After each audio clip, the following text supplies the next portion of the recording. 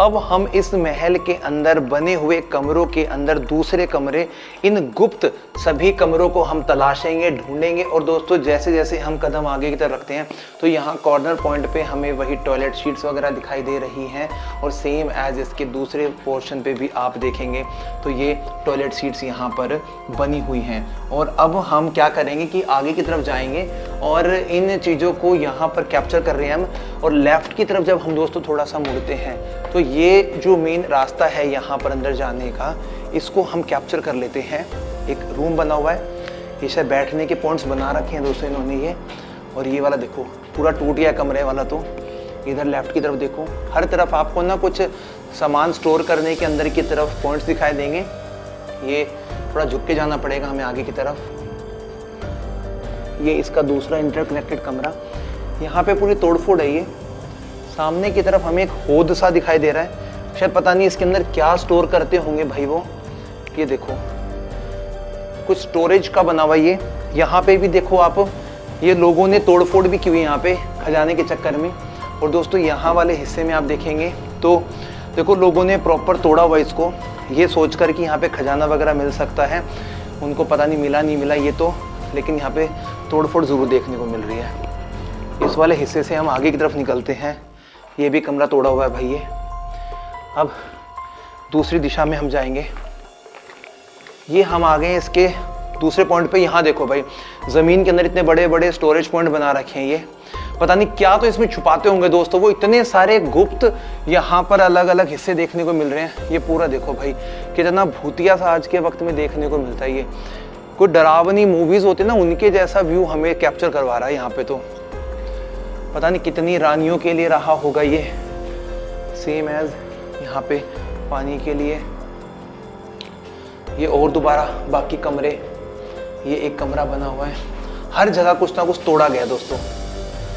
इसका मतलब यहाँ की जो अपार संपत्ति है उसको खोजने की कोशिश की है यहाँ के लोगों ने। इसके बाद ये भी पॉइंट देखो भाई, एक स्टोरेज बना हुआ है। खिड़की लगी रहती होगी यहाँ पे, आज के टाइम तो नहीं है भाई वो। ये देखो सामने वाला हिस्सा कैसे इसका हाल बना रखा है यहाँ पे। तो ये जो 4 अलग अलग हिस्सों में कोर्टयार्ड बने ना, ये सारे इंटरकनेक्टेड हैं। ये हमने पहले उधर से शुरुआत किया था, फिर ऊपर की तरफ गए, उधर के कमरे देखे, अलग अलग कमरे देखे। तो लगभग हमने इन सारे हिस्सों को कवर कर लिया है। और इसके बाद में पता लग गया कि रानी का जो महल है ना, ये काफ़ी ज़्यादा यहाँ का प्रमुख महल है। तारागढ़ का जो किला है, इस किले को आप ज़रूर देखने के लिए आएगा दोस्तों। इसके अंदर बहुत चीज़ें आपको देखने को मिलेंगी। अब हम बढ़ते दोस्तों आगे की तरफ। दोस्तों अब हम जा रहे हैं इस तारागढ़ किले के गर्भ गुंजन तोप को देखने के लिए, जिसकी आवाज़ जब चलती थी दोस्तों तो उस समय जो उसके तोपची थे उनको पानी में कूदना पड़ता था। और उस गर्भ गुंजन तोप का देखने का जो रास्ता है वो यहीं से बनेगा। सामने की एक इमारत हमें नज़र आ रही है, उसी इमारत के ऊपर उस तोप को रखा गया था। और ये आप रास्ता देख सकते हैं, पूरा पगडंडी वाला रास्ता बना हुआ है। इसी रास्ते से हमें आगे जाना है। तो पूरा जो तारागढ़ का किला है ना भाई, ये ऐसे ही हमें जंगल वाले हिस्से में दिखाई दे रहा है। और इसके साथ साथ में हम सुरक्षा का ध्यान भी रख रहे हैं, आसपास देख के चल रहे हैं। जंगली जानवर वगैरह भी, सांप वगैरह यहाँ पे मिल सकता है। नेवले वगैरह हमने 2-3 देखे हैं अलग अलग हिस्सों में, वो में कैप्चर हुए थे। बाकी ये वाला जो पॉइंट है, यहाँ पे वो फ्लैग वगैरह अपना फहराते थे जब जीत जाते थे यहाँ के राजा वगैरह। तो रास्ता तो यही है, कच्चा पक्का जैसा भी बना हुआ है।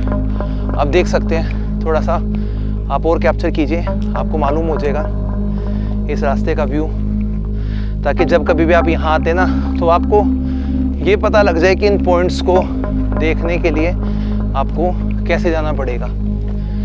तो इस तारागढ़ के किले को जब आप चढ़ेंगे तो इसका मेन द्वार आएगा।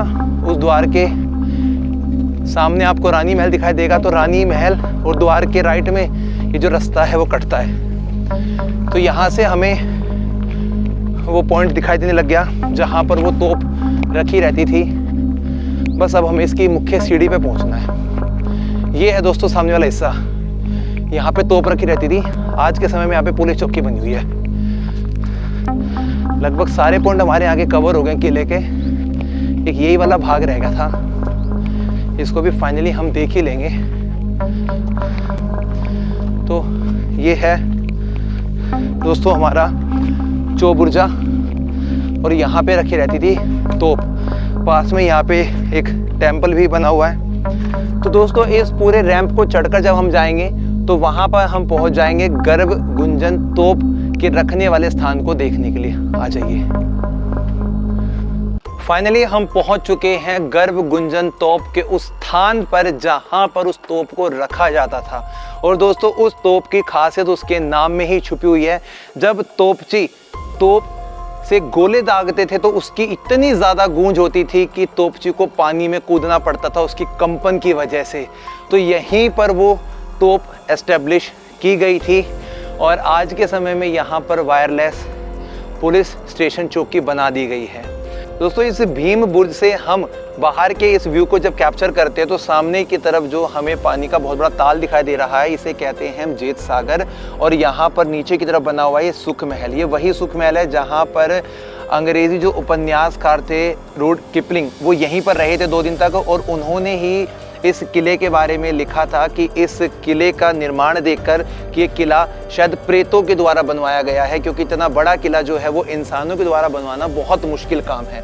और सामने की तरफ दोस्तों हम यहाँ पर एक दूसरी छतरी नुमा जो इमारत देख रहे हैं, इसे कहा जाता है शिव मंदिर। सामने तरफ यहाँ पे बीच में शिवलिंग की स्थापना भी की गई है, और यहीं पर रखे दोस्तों जो यहाँ की तोप वगैरह थी वो वहीं पर हिस्से में रखी हुई हैं। अब हम दूसरी दिशा में एक और यहाँ का जो सागर है जो हम ऊपर की तरफ से कैप्चर कर सकते हैं, वो भी मैं आपको थोड़ा सा दिखा देता हूँ ताकि कोई भी हिस्सा जो है आपकी नज़रों से अछूता ना रहे।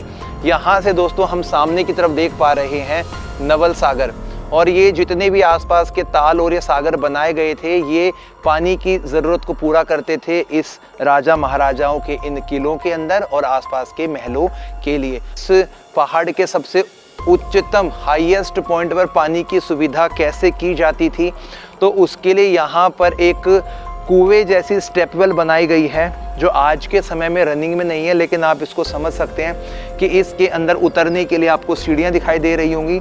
और तकरीबन दोस्तों ये वाला जो कुआं है इसकी गहराई होगी एटलीस्ट 200 से 300-400 फीट गहरी, और पहले इसको पानी से स्टोर करके रखते थे। यहाँ से हम एक फाइनल जो व्यू है वो इस किले का कैप्चर करेंगे ताकि आप ये समझ सकते हैं कि हम कितनी ऊंचाई पर खड़े हैं और हमने इस पूरी वीडियो में किन किन चीज़ों को नोटिस किया है, कैप्चर किया है। तो सामने वाले हिस्से में आप इस पूरे किले का जो कि इस पहाड़ पर स्थित है उसका व्यू ले सकते हैं। यहाँ पर बना हुआ है रानी का महल है, यहीं पर उनके तोप खाने हैं, यहीं पर सामने बड़ा एक टावर दिखाई दे रहा है। तो सारे जो भी महल वगैरह थे वो हमने अच्छे से कैप्चर कर लिए दोस्तों, और इन सभी पॉइंट्स को देखकर हमें बेहद अच्छा लगा है। पहली बार हम इस पॉइंट पर पहुँचे थे और यहाँ के इतिहास को हमने खंगाला है। अब चलते दोस्तों हम आगे की तरफ, कुछ नया मिलता है तो आपके सामने पेश करेंगे। तब तक के लिए जय हिंद, जय भारत।